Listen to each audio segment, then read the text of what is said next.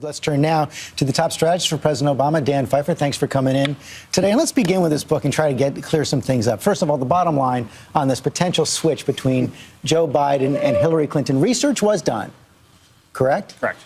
But what happened next? This was never seriously considered, never taken the president. I can tell you, no one in the campaign, and certainly not the president, ever seriously considered this in any way, shape, or form. Well, then why was the research done? Research is done on a lot of things.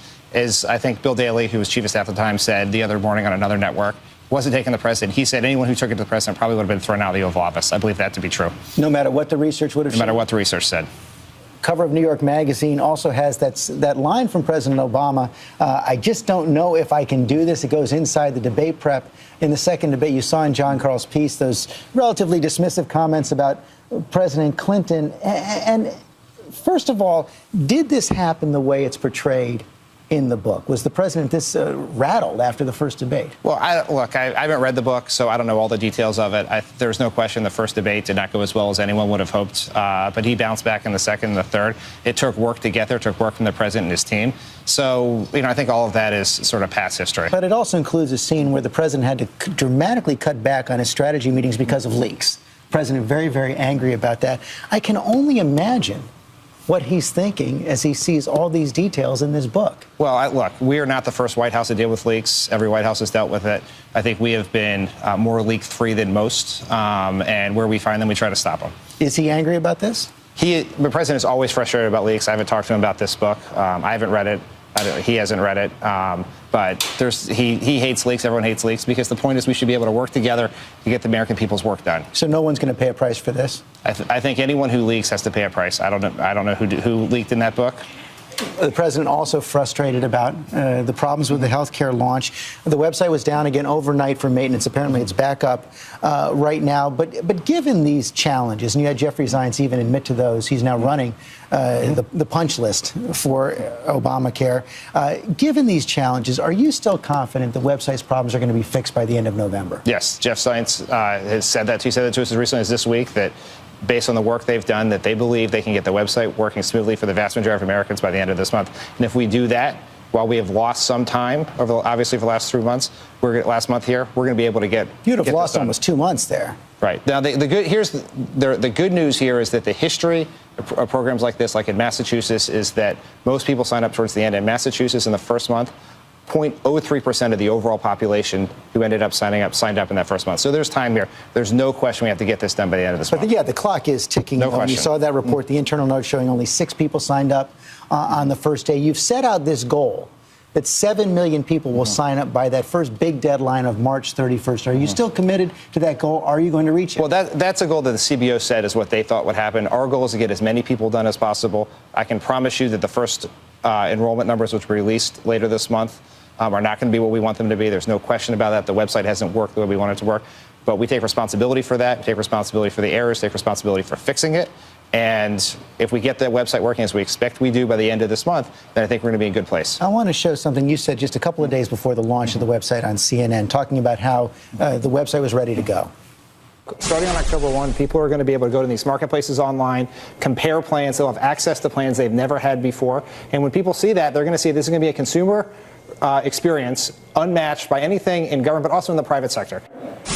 Clearly didn't turn out that way. I mean, a couple big questions there. And people are still struggling with this. How is it possible?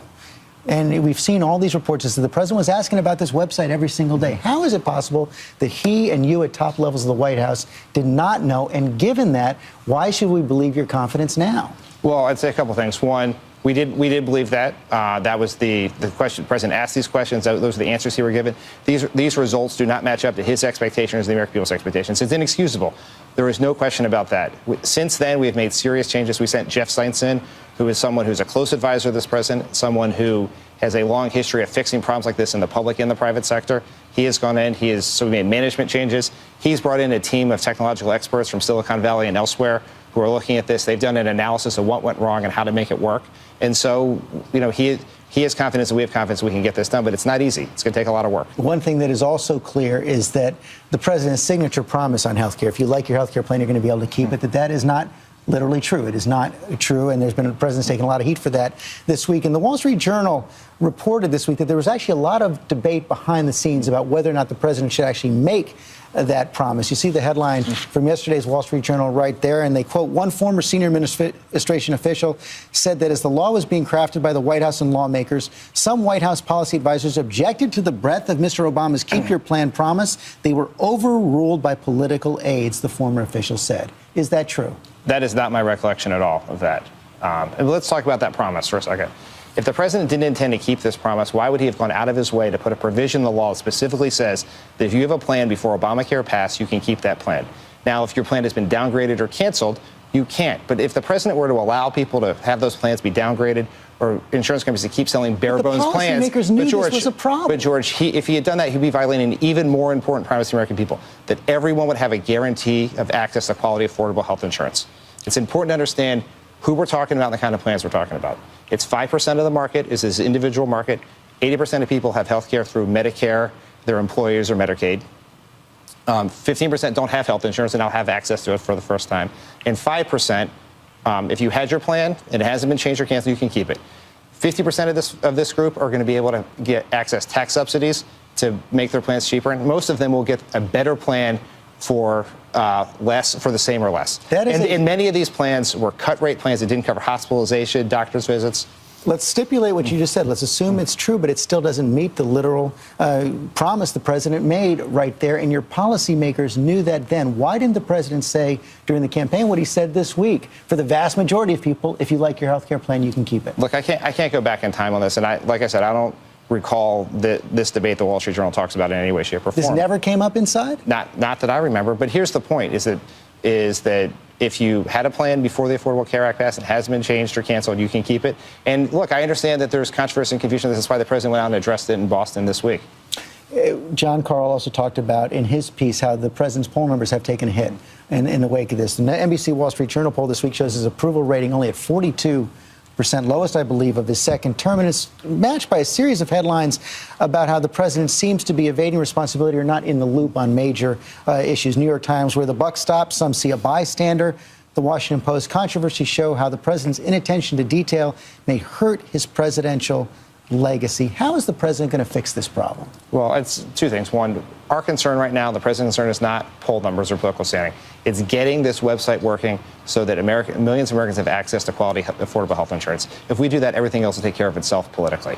So you don't think there are any questions that the president has to address about the White House competence or White House credibility? Well, I think that, look, the website failures are absolutely inexcusable, and we own that. As the president, that's on him. We have to fix it. We owe it to the American people to fix it. No question. And to this notion of a bystander, that is an absurd caricature that flies in the face of everything I've seen in working with this president in every day of his 5 years in office. Although the president was not aware, as we learned this week also, about the tapping of the cell phone of Angela Merkel. This NSA controversy continues to spread as well. And in the wake of it, Edward Snowden has actually had a meeting with a German legislator and he presented that person with a letter where he says that speaking the truth is not a crime. I am confident that with the support of the international community, the government of the United States will abandon this harmful practice. He's seeking some kind of clemency. Are there any conditions under which President Obama would consider clemency? None that have been discussed. None at all? No. It's not on the table? Not that's been discussed. Look, Mr. Snowden violated U.S. law, and our belief has always been that he should return to the United States and face justice. Finally, Rand Paul is our next guest, Senator Rand Paul. Do you agree with Jay Carney, your White House colleague, that it would be, quote, awesome if Rand Paul runs for president in 2016? I suspect that the 2016 Republican nomination is going to be awesome no matter who runs. Okay, Dan Pfeiffer, thanks very much.